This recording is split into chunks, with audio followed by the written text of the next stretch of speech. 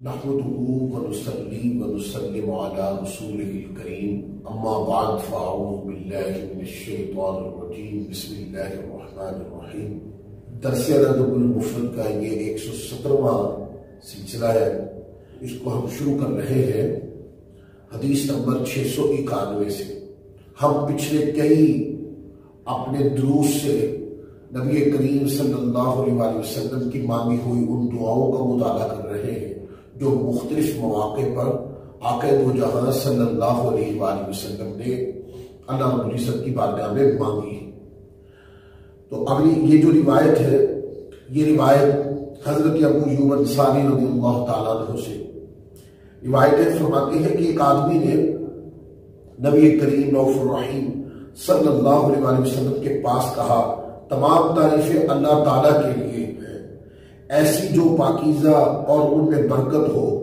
تو نبی کریم صلی اللہ علیہ وآلہ وسلم نے فرمایا یہ کلمات کس نے کہے؟ تو وہ آدمی خاموش رہا اور اس نے یہ سمجھا کہ اس نے نبی کریم صلی اللہ علیہ وآلہ وسلم کے متوجہ ہوئے بغیر یہ کہا ہے جس کو آپ نے ناپسند فرمایا ہے۔ آپ صلی اللہ علیہ وآلہ وسلم نے فرمایا کون ہے وہ؟ اس نے صحیح ہی کہا ہے۔ تو اس آدمی نے کہا میں نے اس سے بھلائی کا ہی ارادہ کیا ہے۔ آپ صلی اللہ علیہ وآلہ وسلم نے فرمایا اس ذات کی قسم جس کے قبضہ قدرت میں میری جان ہے، میں نے 13 فرشتوں کو ان کلمات کی طرف جلدی کرتے دیکھا کہ ان میں کون ان کلمات کو اللہ عز و جل کی بارگاہ میں اٹھا لے جائے گا۔ یعنی آقا علیہ السلام نے اس دعا کو پسند فرمایا۔ اب دعا کیا مانگی انہیں دعا یہ مانگی الحمدللہ حمدا کثیرا طیبا مبارکا، یہ الفاظ کہے۔ تو آقا علیہ السلام نے فرمایا کہ کس نے کہے؟ اب دیکھیں یہ صحابہ کا کمال ادب ہے کہ ان کی محسوس ہوا کہ شاید میں نے یہ کلمات کہیں مجھ سے یہ کلمات صحیح طریقے سے صادر نہ ہوئے ہو، یا مطلب ان کلمات کو بیان کرنے میں کوئی کمی رہ گئی ہو۔ تو آقا علیہ السلام نے پوچھا کہ یہ کلمات کس نے کہے ہیں؟ تو وہ ادباً خاموش رہے کہ اگر اس میں کوئی غلطی ہوگی تو آقا علیہ السلام اس کو درست فرما دیں گے۔ لیکن جب آقا علیہ السلام نے فرمایا کہ جس نے بھی یہ کلمات کہے ہیں اس نے صحیح ہی کہا ہے، تو پھر انہوں نے کہا یا سیدی یا رسول اللہ یہ کلمات میں نے کہے ہیں۔ اب اس سے یہ بھی پتہ چلا کہ بڑوں کے سامنے جب بڑے صاحب علم موجود ہو تو کوئی بات کہی جائے تو اس میں یہ چیز ملحوظ خاطر رکھی جائے کہ یہ بڑوں کی شیان شان ہے کہ نہیں۔ اور اگر ایک مثال ہے کہ بندے کو لگے کہ یہ کہیں میری کم علمی سے یہ بات نکل گئی ہے تو بڑوں کی تصحیح کرنے کا انتظار کرے۔ لیکن آج آپ دیکھتے ہیں کہ موجودہ دور کے اندر یہ چیزیں یہ قدریں ختم ہوتی چلی جا رہی ہیں۔ اب تو ہم نے دیکھا کہ صاحبان علم سے امتحاناً سوال ہوتے ہیں، اور صاحبان علم جنہوں نے زندگی گزار دی تعلیم پڑھنے پڑھانے میں، ان کے اوپر ایک کم علم بندہ جو ہے وہ اپنی رائے کو مسلط کرنے کی کوشش کرتا ہے۔ دوستو یہ طریقے علم نہیں ہے، یہ طریقے فن بھی نہیں ہے۔ تو آقا علیہ السلام کی بارگاہ میں صحابہ کرام کا یہ جو صحابہ کے انداز تھے اس سے سیکھنے کو ملتا ہے کہ حضور علیہ السلام کی بڑی بارگاہ کے اندر کوئی کلمات ایسے نکلتے ان کو لگے کہ کہیں آقا علیہ السلام اس سے حضور علیہ السلام نے ان کو نامناسب نہ سمجھا ہو، یا کہیں میرے کلمات غلط صادر نہ ہو گئے ہو، یا میری رائے پختہ یا مضبوط نہیں ہے، تو وہ انتظار کرتے کہ حضور اس کو درست کر دیں، اور اگر حضور کی تصحیح اور تحسین فرما دیتے تو اس کے بعد اپنے کلمات کو آقا علیہ السلام کی بارگاہ کے اندر یعنی یہ ذکر کرتے کہ حضور یہ کلمات میرے ہیں۔ آگے دیکھیے حدیث ہے، حدیث نمبر 692، حضرت انس بن مالک رضی اللہ تعالی عنہ کا بیان ہے کہ حضور نبی کریم صلی اللہ علیہ وآلہ وسلم جب بیت الخلا میں داخل ہونے کا ارادہ فرماتے تو حضور علیہ السلام یہ دعا پڑھتے، اللہم انی اعوذ بک من الخبث والخبائث، اے اللہ میں تجھ سے خبیث جنوں اور خبیثہ جننیوں سے پناہ مانگتا ہوں۔ اب دیکھیں نا، آقا علیہ السلام تو والی کائنات ہے. حضور علیہ السلام کو اللہ نے ساری طاقتیں، عزتیں، رفعتیں، برکتیں، بلکہ حضور کے وسیلے سے مومنین کو، مسلمین کو، امتیوں کو نصیب ہوتا ہے. تو آقا علیہ السلام کی یہ جو احادیث ہے، کوئی جن حضور علیہ السلام کا کیا بگاڑ سکتا ہے؟ ایون کہ حضور کی بارگاہ میں تو فرشتے جو ہے دستہ بستہ اور خادم بن کے آیا کرتے ہیں. جن جو ہے وہ حضور کی بارگاہ میں خادم اور غلام بن کے آتے ہیں، وہ حضور کی امتی بھی ہے. جس طرح انسان آتے ہیں، اسی طرح بارگاہ رسالت باب میں جنات بھی پیش ہوتے ہیں اور وہ حضور کے امتی ہوتے، آقا کا کلمہ پڑھتے، اسی طریقے سے دعوت دین دیتے. تو آقا علیہ السلام کو کوئی کیا بگاڑ سکتا تھا کہ اللہ تبارک و تعالیٰ نے آپ کو سراپا رحمت بنا کر بھیجا. پھر بھی یہ جو دعا ہے، آقا علیہ السلام قیامت تک کی امت کی تربیت کر رہے ہیں کہ مومنین جب بیت الخلا کی طرف جاؤ تو یہ طریقہ اپناؤ.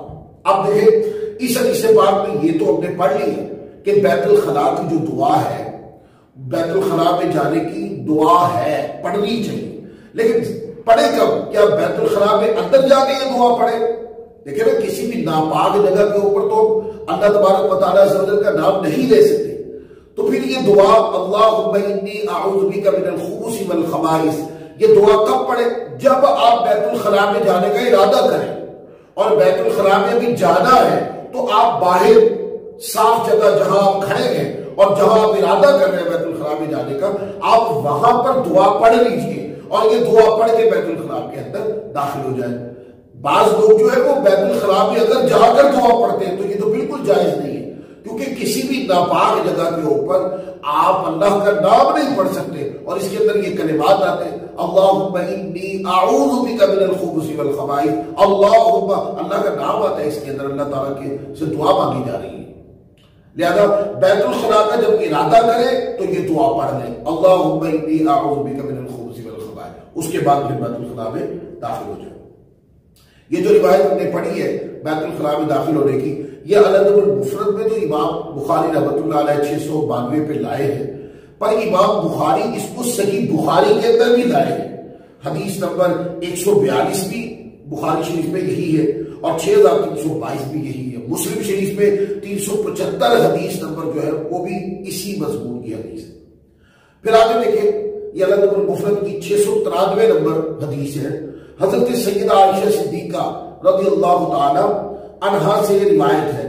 آپ فرماتی ہیں کہ رسول پاک صلی اللہ علیہ وآلہ وسلم جب بیت الخلا سے نکلتے تو کہتے غفرانک، آقا علیہ السلام یہ کہتے میں تجھ سے بخشش مانگتا ہوں. اب یہ کیا بیت الخلا کے اندر ہی پڑھ کے باہر نکلنا ہے دعا؟ نہیں، بیت الخلا سے باہر آ کے دعا پڑھنی ہے. یہ جب آپ بیت الخلا سے اپنے ضروری حاجات سے فارغ ہو گئے تو اب جب بیت الخلا سے نکل آئیں گے باہر تو پھر یہ دعا پڑھی جائے گی. اس روایت کو امام ابو داؤد رحمۃ اللہ علیہ نے سنن ابی داؤد کی حدیث نمبر 30 کے طور پہ روایت کیا. سنن ابن ماجہ نے حدیث نمبر 300 کے طور پہ اس کو روایت کیا. پھر آگے دیکھیں حدیث نمبر 694 ہے. حضرت ابن عباس یعنی عبداللہ بن عباس رضی اللہ تعالی عنہما سے یہ روایتیں بیان کرتے ہیں کہ نبی کریم صلی اللہ علیہ وسلم ہم کو یہ دعا اس طرح سکھاتے تھے جس طرح قرآن کی کوئی سورت سکھاتے ہیں. یعنی جیسے قرآن کی کوئی سورت سکھانے میں آقا تاکیداً اور بار بار اور تنبیہاً اور اچھی طریقے سے یاد کرواتے کہ کہیں بھول نہ جائے. فرمایا کہ یہ دعا بھی آقا علیہ السلام اسی طرح ہمیں اسی طرح ہی تربیت اور بار بار تنبیہاً اور بار بار سکھاتے تاکہ ذہن میں استقرار پکڑ جائے. وہ دعا کیا ہے؟ وہ دعا یہ ہے کہ میں پناہ مانگتا ہوں تجھ سے دوزخ کے عذاب سے، اور پناہ مانگتا ہوں تجھ سے قبر کے عذاب سے، اور پناہ مانگتا ہوں تجھ سے مسیح دجال کے فتنے سے، اور پناہ مانگتا ہوں زندگی اور موت کے فتنے سے، اور میں پناہ مانگتا ہوں تجھ سے قبر کے فتنے سے. اب دیکھیں نا، چند سوال پیدا ہو سکتے ہیں کہ بالکل تربیت امت کے طور پر یہ روایت واقع ہوئی ہے.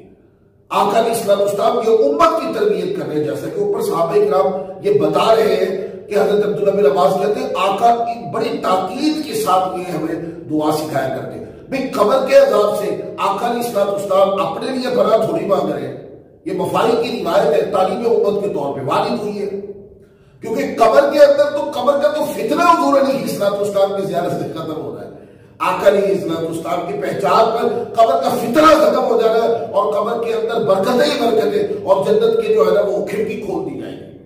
تو یہ تعلیم امت کے طور پر حضور فرمایا کرتے ہیں۔ صحیح مسلم کو اگر ہم پڑھیں تو حدیث نمبر 590 یہی ہے، سنن ابی داؤد کے اندر حدیث نمبر 984 یہی ہے، پھر سنن ابی داؤد کے اندر یہ دوسری بار بھی آئی 1542 پر، سنن نسائی میں یہ دو مقام پر 2063 اور 5512 پر، ابن ماجہ میں 3840 پر یہ روایت موجود ہے۔ پھر آگے حدیث نمبر 695 لکھے، حضرت عبداللہ بن عباس رضی اللہ تعالیٰ عنہما سے روایت ہے، فرماتے ہیں کہ میں نے حضرت میمونہ رضی اللہ تعالیٰ عنہا کے پاس رات گزاری، پس نبی کریم صلی اللہ علیہ وسلم رات کو اٹھے تو اپنی حاجت کے لیے گئے، پھر واپس آ کر اپنے چہرے انور کو اپنے دونوں ہاتھوں کو دھویا، پھر سو رہے، پھر اٹھے تو پانی کی مشک کے پاس آئے، پس اس کا منہ بند کھولا، پھر وضو کیا اور درمیانے قسم کے وضو کی طرح پانی زیادہ نہ استعمال کیا، البتہ پانی اعضاء تک پہنچایا، پس آپ نے نماز پڑھی تو میں بھی اٹھا اور انگڑائی لی، اس بات کو ناپسند کرتے ہوئے کہ آپ صلی اللہ علیہ وسلم یہ نہ سمجھے کہ میں آپ صلی اللہ علیہ وسلم کی وجہ سے جا گیا ہوں، بس میں نے وضو کیا تو آپ صلی اللہ علیہ وسلم نماز پڑھنے کے لیے کھڑے ہو گئے، میں بھی آپ کی بائیں جانب کھڑا ہو گیا تو آپ صلی اللہ علیہ وسلم نے میرے کان کو پکڑ کر مجھے اپنی دائیں جانب گھما لیا، سو آپ صلی اللہ علیہ وسلم کی رات کی 13 رکعتیں نماز مکمل ہو گئی، پھر آپ صلی اللہ علیہ وسلم لیٹ گئے، پس سو گئے، حتیٰ کہ آپ کے سونے کی آواز آئی، اور آپ سوتے تھے تو آواز آتی تھی سونے کی، یعنی سانس کی آواز آتی تھی، پس حضرت بلال رضی اللہ تعالی عنہ نے نماز کے لیے اذان دی تو آپ صلی اللہ علیہ وسلم نے نماز پڑھی اور وضو نہ کیا۔ آپ کی دعا یہ تھی، اے اللہ میرے دل میں نور کر دے اور میری سماعت یعنی کانوں میں نور کر دے، میرے دائیں جانب نور کر دے، میری بائیں جانب سے نور کر دے، اور میرے اوپر نور کر دے، میرے نیچے نور کر دے، اور میرے سامنے نور کر دے، میرے پیچھے نور کر دے، اور میرے نور کو بڑھا دے۔ یہ روایت ہے۔ اب دیکھیں نا، یہ روایت صحیح بخاری شریف کے اندر بھی اگر ہم پڑھنا چاہیں تو یہ روایت صحیح بخاری شریف کے اندر بھی موجود ہے، حدیث نمبر 75 پر اور حدیث نمبر 117 پر۔ اس کے اندر چند باتیں، ایک تو آقا علیہ الصلوۃ والسلام کہ نیند کی وجہ سے حضور علیہ الصلوۃ والسلام کا وضو نہیں ٹوٹتا، کہ انبیاء کرام جب سوتے ہیں تو ان کے دل بیدار ہوتے ہیں اور ان کی نیند ایسی نہیں ہوتی کہ جو غفلت کی نیند ہم سوتے ہیں۔ ایک نقطہ یہ مستفاد ہوتا ہے اس سے۔ دوسری بات یہ ہے کہ آقا علیہ الصلوۃ والسلام رات کے ٹائم اٹھ کر نماز پڑھا کرتے ہیں، اس کو نماز تہجد کہتے ہیں، اور آقا علیہ الصلوۃ والسلام کے معمول میں یہ بھی رہا کہ آقا علیہ الصلوۃ والسلام جو وطر ہے وہ تہجد کے ساتھ ادا فرمایا کرتے ہیں۔ اور تیسری بات یہ کہ حضرت عبداللہ بن عباس رضی اللہ تعالی عنہما، آپ بچے تھے تو آپ اٹھے، وضو کیا اور حضور کے بائیں جانب کھڑے ہو گئے، تو آقا علیہ الصلوۃ والسلام نے آپ کو عمل قلیل کے ساتھ حضور علیہ الصلوۃ والسلام نے دائیں جانب کر دیا۔ تو اس سے یہ بھی پتہ چلا کہ اگر دو بندے ہو اور جماعت کروانی ہو، اکٹھے نماز پڑھنی ہو، تو امام کو چاہیے کہ اپنا جو ایک مقتدی ہے اس کو اپنے دائیں جانب کھڑا کرے۔ اور کہتے ہیں کہ حضور علیہ الصلوۃ والسلام اپنے لیے یہ دعا فرمایا کرتے تھے، اور وہ دعا پوری میں نے آپ کو پڑھ کر سنائی۔ آگے دیکھیں حدیث نمبر 696، حضرت عبداللہ بن عباس رضی اللہ تعالیٰ عنہما سے روایت ہے، فرماتے ہیں کہ نبی کریم صلی اللہ علیہ وسلم جب رات کے وقت قیام فرماتے تو نماز پڑھتے، بس اپنی نماز کو مکمل فرماتے تو اللہ تعالیٰ کی اس کی شان کے مطابق ہم تو ثنا کرتے، پھر آپ کا آخری کلام یہ ہوتا، اے اللہ میرے دل میں نور کر دے، میرے کانوں میں نور کر دے، میری آنکھوں میں نور کر دے، میرے دائیں جانب سے نور کر دے، بائیں جانب سے نور کر دے، میرے سامنے نور کر دے، میرے پیچھے نور کر دے، میرے نور کو زیادہ کر دے، میرے نور کو زیادہ کر دے، میرے نور کو زیادہ کر دے۔ یعنی پیچھے والی اور یہ روایت کا مضمون ایک ہی ہے، پیچھے والی تفصیل کے ساتھ تھی، یہ روایت اجمال کے ساتھ آئی ہے۔ اب چونکہ یہ روایت پیچھے دروس میں گزر گئی ہے، وہاں اس پر میں نے کافی کلام کیا ہے، اس لیے میں نے اس کے وہ چیزوں مضامین پہ تھوڑی گفتگو کر دی جس پر پیچھے کلام نہیں ہوا، تو نورانیت مصطفیٰ میں پیچھے میرا کلام گزر گیا۔ آگے حدیث نمبر 697 دیکھیں، حضرت عبداللہ بن عباس رضی اللہ تعالیٰ عنہما سے روایت ہے کہ رسول پاک صلی اللہ علیہ وسلم جب آدھی رات کو نماز کے لیے کھڑے ہوتے تو کہتے، اے اللہ تو آسمانوں اور زمین کا اور جو ان میں ہے ان کا نور ہے، تیرے لیے ہی حمد ہے، تو ہی آسمانوں اور زمین کو قائم کرنے والا ہے، اور تیرے لیے ہی حمد ہے، تو آسمانوں اور زمین کا اور جو کچھ اس میں ہے ان سب کا رب ہے، تو حق ہے، تیرا وعدہ حق ہے، تیری ملاقات حق ہے، جنت حق ہے، دوزخ حق ہے، اور قیامت حق ہے۔ اے اللہ میں نے تیرے لیے فرما برداری کی اور میں تجھ پر ایمان لایا اور میں نے تجھ پر بھروسہ کیا اور میں نے تیری طرف رجوع کیا، تیری ہی ذات کی معاونت کے ساتھ جھگڑا کیا اور تیری طرف ہی فیصلہ کو لایا، بس بخش دے میرے لیے میرے وہ خلافے اور جو میں نے پہلے کیے اور جو بعد میں کیے اور جو میں نے پوشیدہ طور پر کیے اور جو میں نے بظاہر جو میں نے ظاہری طور پر کیے، تو میرا اللہ ہے، تیرے سوا کوئی عبادت کے لائق نہیں۔ اب یہ جو کلمات میں نے پڑھے ہیں، اگرچہ میں نے اس کے ترجمے کے اندر میرے وہ خلاف اولا کا جملہ بول دیا، وہ یہ جتنی بھی روایت ہو اس کے اندر یہ جتنے بھی کلمات ہیں، چونکہ یہ تعلیم امت کے طور پر ہے، آقا علیہ الصلوۃ والسلام کی دعائیں، اسی سے تو امت کو اللہ کی بارگاہ میں دعا مانگنے کا طریقہ نصیب ہو رہا تھا۔ تو آقا علیہ الصلوۃ والسلام نے یہ عاجزی کے الفاظ ہیں، اپنی بندگی کے الفاظ ہیں اللہ کی بارگاہ میں، مگر حضور علیہ الصلوۃ والسلام تو سراپا معصوم ہے، آپ معصوم عن الخطا ہے۔ تو یہ جتنی بھی روایتیں یا اس موضوع کی جتنی بھی روایتیں آپ کسی بھی حدیث کی کتاب میں پڑھتے ہیں، وہ تمام روایتیں جو ہے وہ مفاہیم کے طور پہ وارد ہوتی ہیں اور یہ تعلیم امت کے لیے بیان کی جاتی ہے۔ پھر آگے دیکھیں، آگے حدیث نمبر 698 ہے، حضرت عبداللہ بن عباس رضی اللہ تعالیٰ عنہما سے روایت ہے، فرماتے ہیں کہ نبی کریم صلی اللہ علیہ وسلم دعا کرتے تھے، اور وہ دعا کیا تھی؟ اللہ کی بارگاہ میں یہ دعا کرتے ہیں، اللہ میں تجھ سے معافی اور عافیت کا سوال کرتا ہوں دنیا و آخرت میں، اللہ میں تجھ سے اپنے دین اور اپنے اہل کی عافیت کا سوال کرتا ہوں، میرے عیب کی پردہ پوشی فرما، مجھے خوف سے امن نصیب کر، اور میرے سامنے سے میری حفاظت فرما، میرے پیچھے سے، میرے دائیں جانب سے، میرے بائیں جانب سے اور میرے اوپر سے، اور میں تجھ سے پناہ مانگتا ہوں کہ میں اپنے نیچے سے تباہ کر دیا جاؤں۔ اب اس کے یہ دعا ہے، اس کے اندر کئی کلمات ایسے ہیں کہ جو تعلیم صرف ساری روایت ہی تعلیم امت کے طور پہ بیان کی گئی۔ آقا علیہ الصلوۃ والسلام قیامت تک کی امت کی تربیت فرما رہے ہیں کہ جب اللہ کی بارگاہ میں دعا مانگے تو اس طریقے سے دعا مانگے۔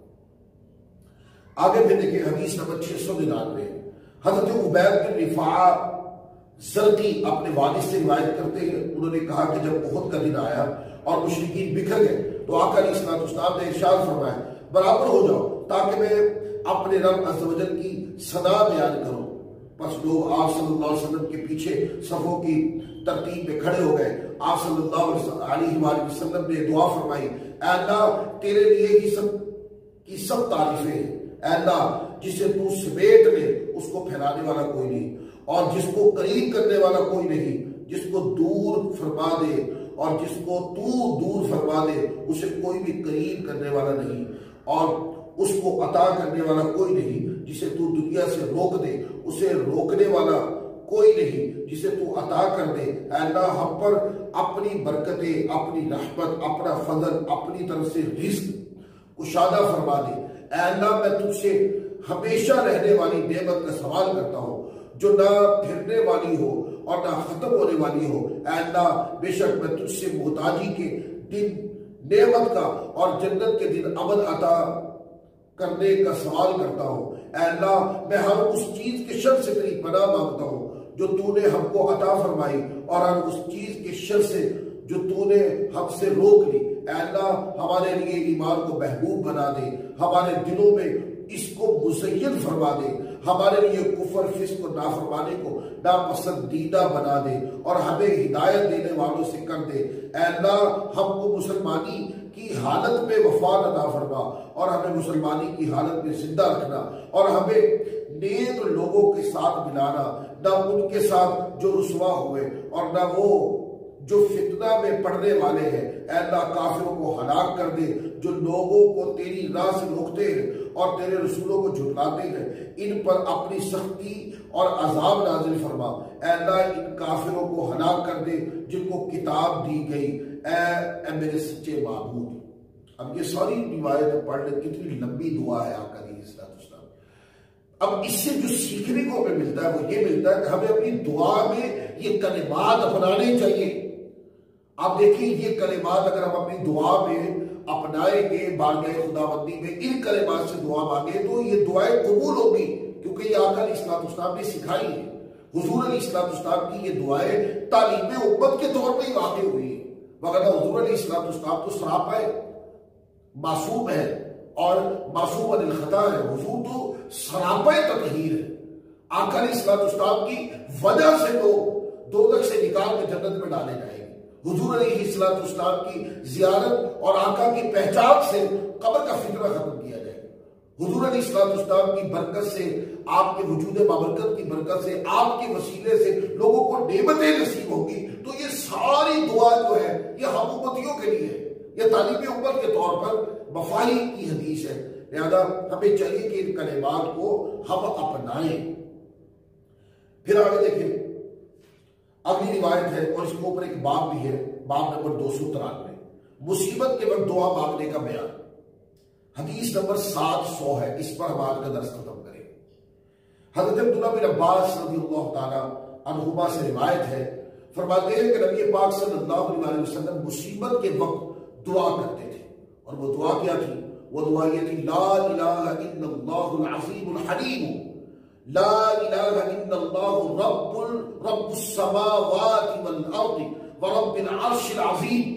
حضور یہ دعا فرماتے ہیں، اللہ کے سوا کوئی عبادت کے لائق نہیں جو عظمت والا اور بردبار ہے، اللہ کے سوا کوئی عبادت کے لائق نہیں جو رب ہے آسمانوں اور زمین کا اور رب ہے عرش عظیم کا۔